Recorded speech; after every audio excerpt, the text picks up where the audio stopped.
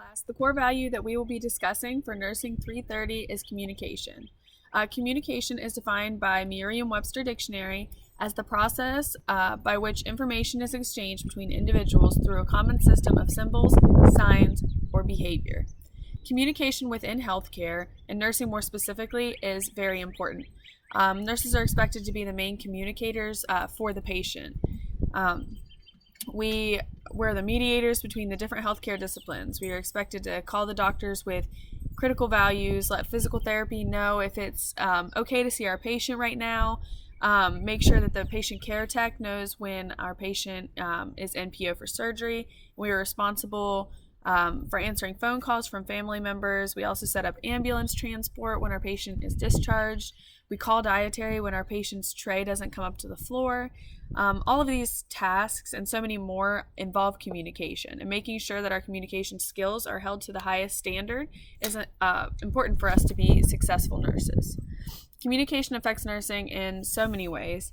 In order to effectively communicate with our patients, we as nurses must be proficient listeners, ask inquisitive questions, and show empathy while patients are speaking. Listening to our patients gives them a sense of autonomy and gives us a chance to learn more about them, which can help us treat and educate them in the best way possible. So another important aspect of communication with the patient is making sure that you provide them with information about their health. If the patient had a chest x-ray in the morning, and instead of just looking at the results yourself and not telling them, we should include them in that process and let them know the results of that x-ray once they come in.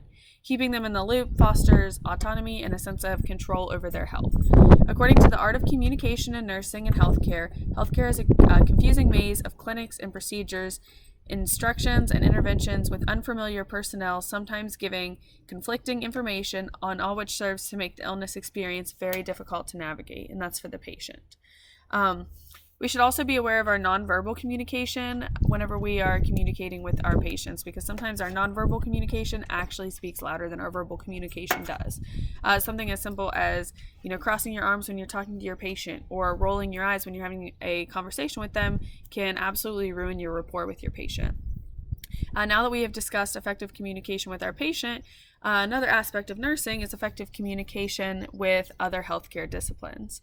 So effective communicating among other professionals includes being diligent about answering phones, always following up when you state that you will, and reporting any abnormal findings. Speaking intelligently and using the proper terms is important when reporting findings to a doctor. And we should be honest if we do not understand what the doctor is asking for us to do, because in the long run, asking for clarification will show them that we are honest and we can earn their respect, which is something that you want to do in the long run. A way that communication applies to nursing specifically in this course would be through telehealth.